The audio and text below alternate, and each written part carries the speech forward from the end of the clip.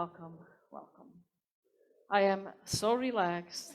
I'm done, ready to just go home. Thank you, Eric. That was, I loved it.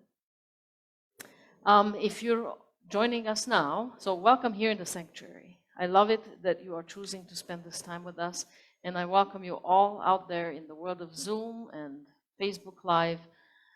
Thank you for joining us. I also love it that you are choosing to tune in to spend this little bit of time with us. It's so interesting because the way we have the system set up in our church, we have the newsletter and the weekly emails, and we've made it a practice that we kind of like to know ahead what the talks will be about. So I usually title my talks a month ahead, at least a month ahead, and then I think of a little synopsis that I give Miriam that then she puts in the newsletter. And then I start preparing in earnest for the talk. And so often, it just doesn't at all work out the way I thought it would. It's one of those Sundays. As I was preparing for this talk, I either heard this or I read this, I don't remember. And I can't even quote it because I know the gist of it, but it really grasped me, and I could not think about it. And I ended up building my talk around it. It goes like this. Anti-Semitism looks like this.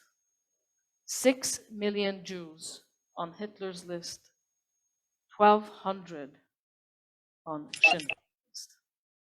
6 million Jews on Hitler's list, 1,200 on Schindler's list. And it just hit me. And I could not think about it anymore. And then I thought, well, where does this anti-Semitism come from? Like, where does it really originate? And so, as usual, I had to go back in time. And I do like doing that. So, I'm taking you with me. Ready? Okay.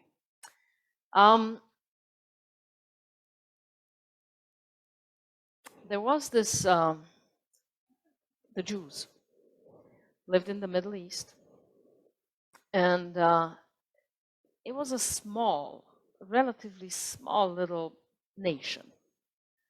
And they were different from the nations living around them, in that the nations around them had worshipped many gods. And these Jews, this people, they worshipped just one. And their God was different than the gods of the other nations. And that was fine. Then as time went on, there was a sect within this Jewish religion that emerged. And these were the Jesus followers. By now, Israel and the land of the Jews is dominated by the Roman Empire. So the land of the Jews is part of the Roman Empire. Jesus, this person who, based on everything that I read, and I'm neither a historian, I'm not really a scholar, I just read things, but I'm not a scholar. But based on all that I've read, I think it is fair to say that Jesus was an actual historical figure. He did exist. He was a freedom fighter in his own way. It was his vision, his dream, to see the land of the Jews freed of the subjugation of the Roman Empire. And he recruited followers. And after his death, this sect is forming. And these are the Jesus followers. They're Jews. Their lives are bound to the rhythms and to the rituals of the synagogue. Jewish life was just so synonymous. It was so tightly related to the life of the temple and of the synagogue. So it was important because everybody belonged there. It was important that they all belonged there. But now there's a schism. There's people in the synagogue and the temple who say, no, you can't be this Jesus follower. That's not right. You are changing our tradition. You are changing our religion. So we want you back. You are upsetting the system. You either quit this Jesus stuff and stay with us, or you keep up with this Jesus stuff, but we will excommunicate you. So now there is conflict. And when Mark writes his gospel, this is about 30 to 40 years after the death of Jesus, a couple of generations later, right? He speaks, he mentions the trial of Jesus, the crucifixion of Jesus, but it's not so, the burden of guilt is not put so heavily at the feet of the Jews. By the time Matthew writes his gospel, another couple of generations later, and there's that, remember that story when Pontius Pilate, they bring Jesus to Pontius Pilate, and he talks with Jesus, interrogates him, and then he comes back to the Jews and he says, I find nothing wrong with this guy. So I give you a choice. I'm willing to free one of two prisoners. You have Barnabas here and you have Jesus here. And I find nothing wrong with Jesus. Which one would you like? We want Barnabas. We want Jesus crucified. And then Pontius Pilate says, I wash my hands of this. I wash my hands of this. This is not on me. This is on you guys. And then the Jews say, yes, let his blood be on our heads and on our children's heads. So the Jews become the Christ killers. And that text directly resulted in the Holocaust. What they believed back there caused the Holocaust in 1940 something. That's how strong belief systems are, and that's how important they are because of the consequences that they carry. By the time John writes his gospel, which is in the year of 90 or 100 after the birth of Christ, he very squarely puts all the responsibility in the laps of the Jews. Now, why is this happening? Why are they doing this? Obviously, they did not know, and they had no idea that it would have such a significant consequence throughout history. The Holocaust is just one example of anti-Semitism. But throughout the ages, the Jews have been discriminated against, and it is directly related to the crucifixion of Jesus, Christianity. So why is it that these gospel writers did this? Well, think about it. They have, by the time John writes, the Jesus followers are squarely excommunicated. They cannot enter a synagogue. They cannot. They're done. So now the schism is complete. And they are trying to justify their existence. On the one hand, they are trying to prove that Jesus is as much and is as legitimate a God as the God of the Jews, just as legitimate, and that they've been wronged. They should have never been excommunicated. It's pain, it's hurt. So they're writing these things, and just think about it. This is a little sect tucked away in the Middle East. And if Christianity hadn't become the official religion of the Roman Empire,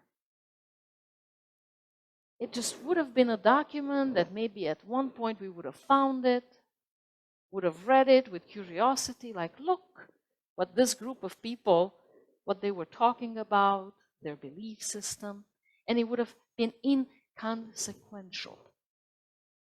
And I happen to believe that if there were 10, maybe even 100 parallel universes, it's only in this one, in ours, that Christianity would have gained the kind of role that it ended up gaining. Because there were so many freak little happenstances that caused Christianity to become the official religion of the Roman Empire, and from there it grew.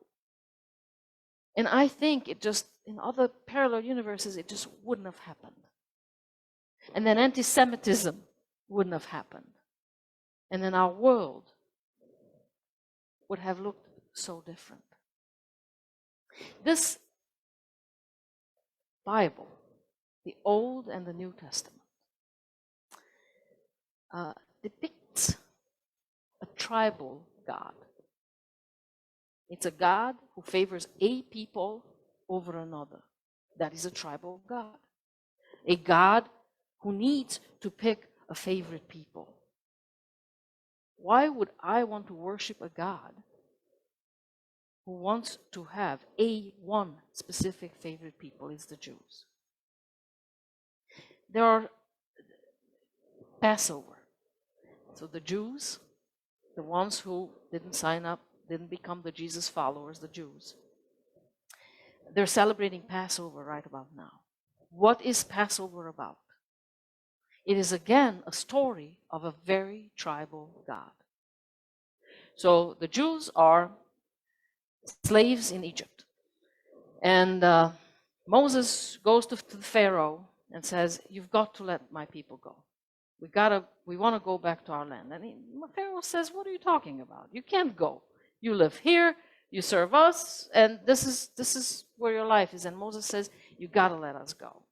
So because Moses' heart, the Pharaoh's heart is hard and cold and unyielding, God strikes the Egyptians with plague after plague after plague after plague after plague. So eventually Pharaoh realizes that, oh boy, there's a problem. I gotta let the Jews go, because otherwise God will finish us. The God of the Jews will just finish us. So he summons Moses and says, okay, I thought about it. You can go. You can leave. So Moses starts the preparation for his people to leave Egypt. And then God hardens the Pharaoh's heart. That's what it's written in the Bible. Hardens the Pharaoh's heart, and the Pharaoh changes his mind and says, no, you can't go. This tribal God wanted to hit Pharaoh one more time. So then brings on plague after plague after plague. And then tells Moses, this is what I'm going to do next. I am going to kill every firstborn boy, the Egyptians. I'm going to kill their firstborn boy child, right? So how many of you are here firstborn males? Yeah, we have that. It becomes pretty personal pretty fast, right? So then Moses says, but God, how will the deaf of angel know not to strike our firstborn sons. And God says, oh, funny you should ask. I thought about it. What you must do, you must slaughter a lamb and then smear the blood of this lamb on your doorpost. And then this deaf of angel, who obviously can't tell apart Egyptian children from Jewish children, will know to pass over your house, pass over your door, and then go and just take the firstborn sons of the Egyptians. Hence the Passover that the Jews celebrate. It's a very tribal God. So the enemies of mine are the enemies of God. That tribal God cannot be anymore. That tribal God has got to stop, to cease to exist. Because it cannot sustain our world. The consequences are tremendous. Because of this tribal God that is depicted in most parts of the Bible, most. Every now and then, there's a little transcendence. There's a little transcendence where it says God is love, God is forgiveness. But the vast majority of this Bible depicts a very tribal God that gave birth to anti-Semitism, the killing of the gays, the killing of the transgender people, slavery. It is slaves. Slavery was justified by the Bible or with the Bible. Racism. This God can be no longer. We must reimagine. If we wish to have a God, then we need to imagine a transcendent God. One who is capable of accepting all. One who is capable of embracing everyone equally with compassion, kindness, and love. And then, if we have no desire to have a God, if we have no need to have a God, then we must understand that we are fully equipped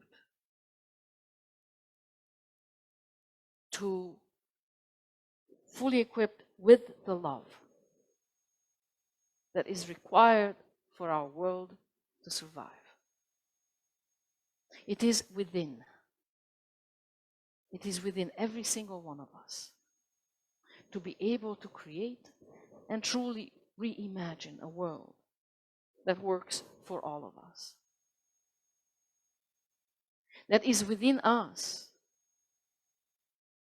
to be able to, in the willingness to look at our belief system and then think about it. Try to project that into the future and see how it would serve the future. Because that little infighting between two sects 2,000 years ago resulted in the Holocaust, resulted into Jew hating for the past 2,000 years. So, it is springtime. The world is awakening. Nature is awakening.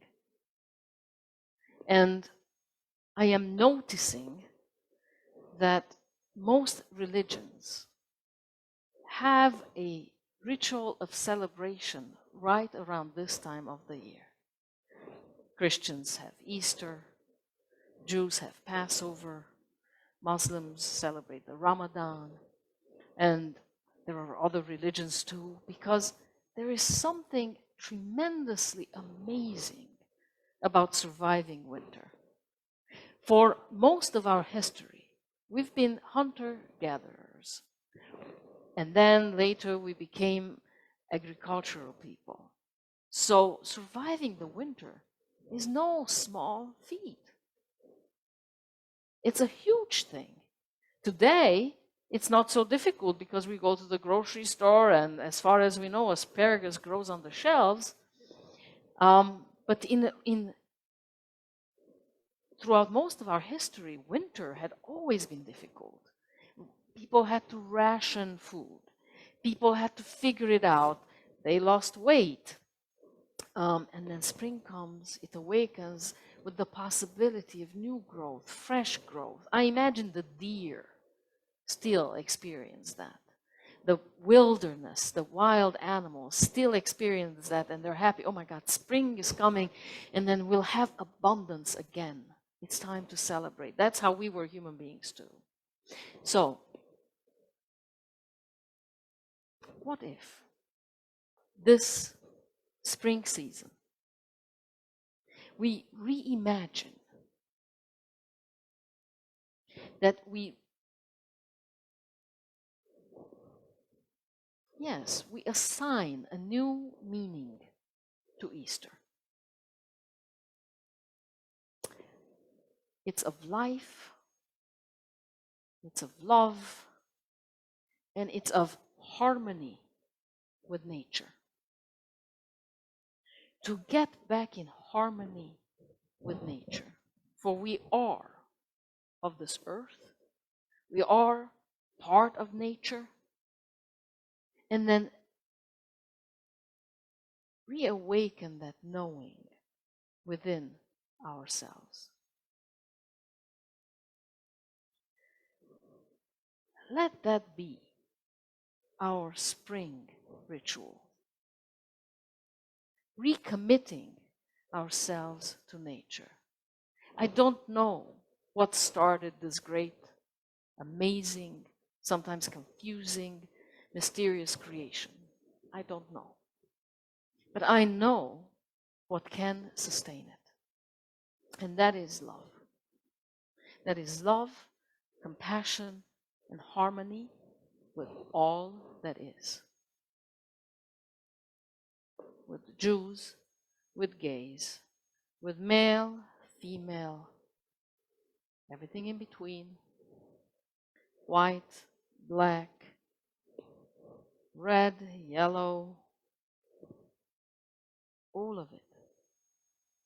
All the animal kingdom and nature. I don't know what started it. I know what needs to sustain it for us to have life. So may we recommit to that love, to that compassion, to that harmony with each other and nature. And may that be our reimagined Easter. And so it is.